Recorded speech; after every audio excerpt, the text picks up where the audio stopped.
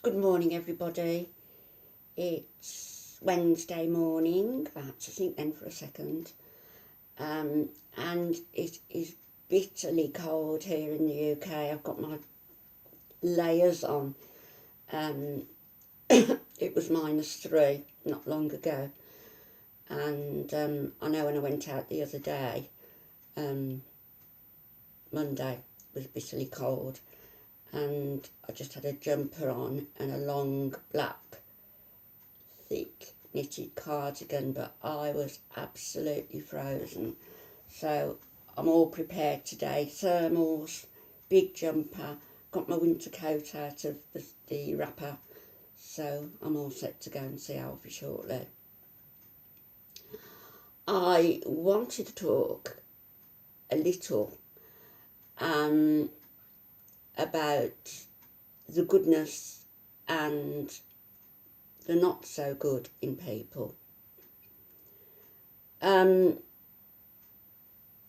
only way that we can free our soul, that we can reach that state of nirvana, that we can obliterate the need to have this recycling of life after life after life, is to keep in connection with our soul, to keep our soul pure, to keep the substance of our soul, the aura, to keep it pure.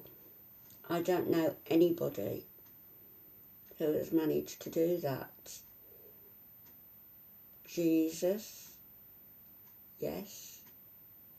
Buddha, yes. And maybe others, but I don't know anybody personally.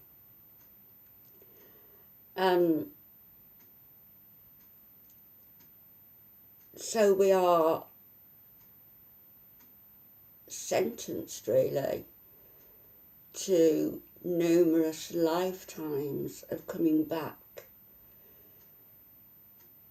being born, having this pure soul which is connected to our divine spirit, and it's the soul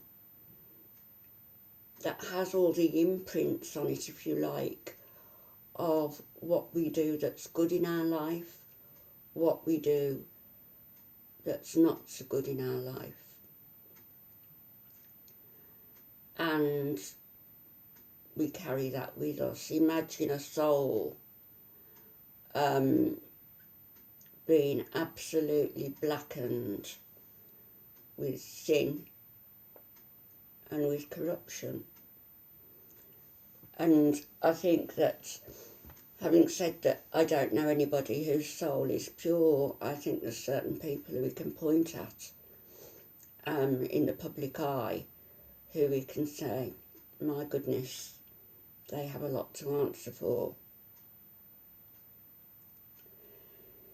You know, it's akin in a way to being a mother, having this soul, this pure, divine God spark inside of us.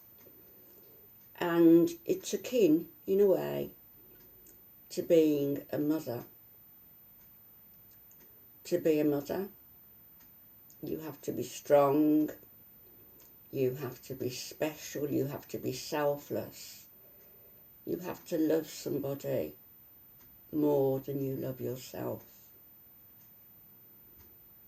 And in a way, that's how we should be treating this part of us that's inside of us.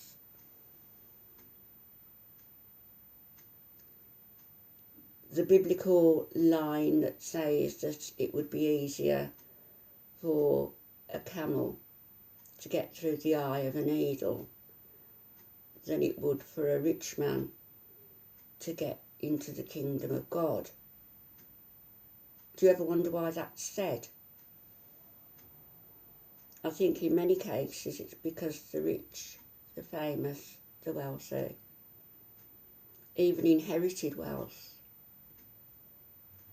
to hang on to that fame, to hang on to that, or infamy, to hang on to that wealth, to hang on to that celebrity lifestyle, to hang on to that power.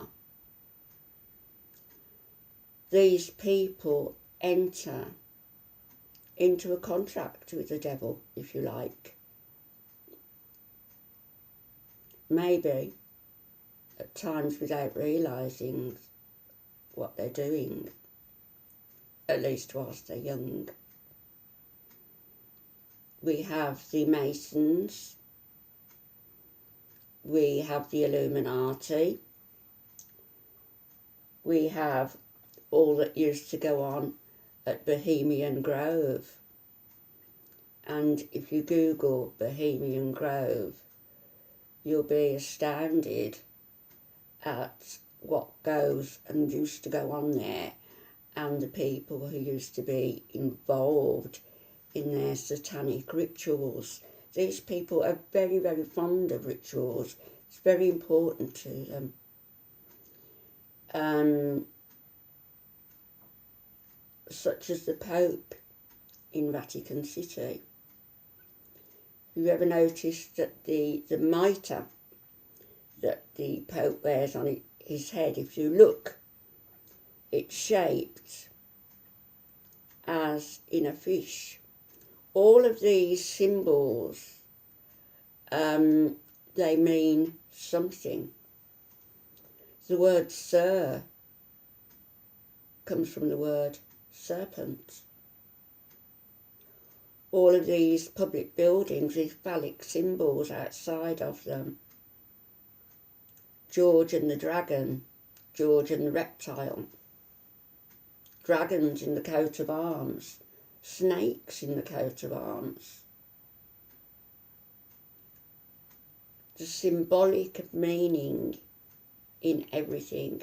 Nothing is done and nothing is said without reason with these people. Have you noticed how they have their, how do they do it? With the horns. That isn't an innocent gesture. It isn't a very comfortable gesture to do. That would be more comfortable.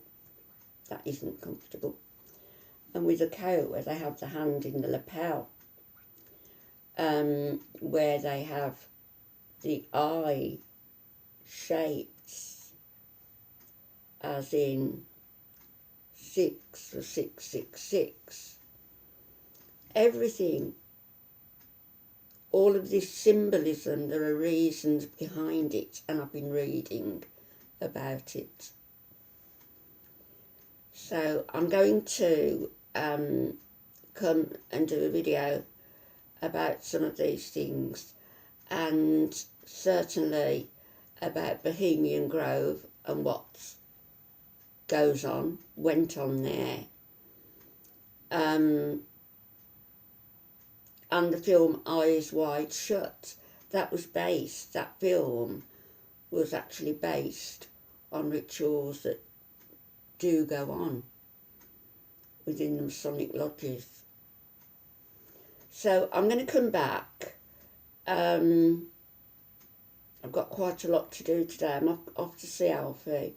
I've promised to go and paint the nails, do a manicure for 2 ladies. I'm not expert, just to make them feel a bit better.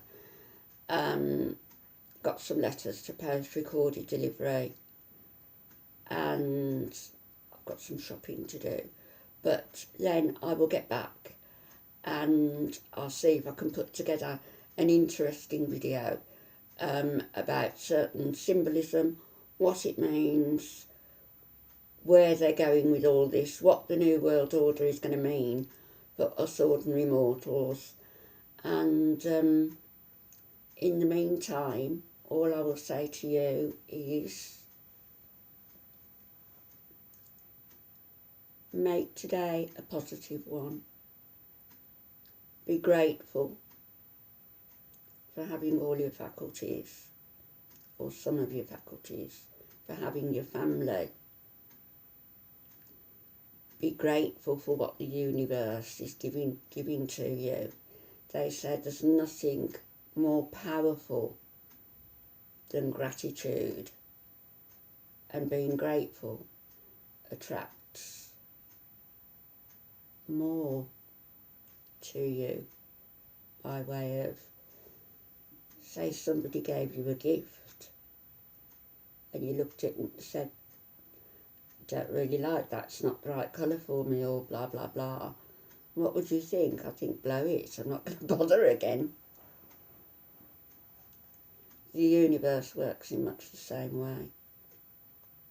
Be grateful for what you have. And do something for somebody today. Anything. One thing. Rub a blemish off your soul. And I'll be back. God bless everybody. Bye-bye.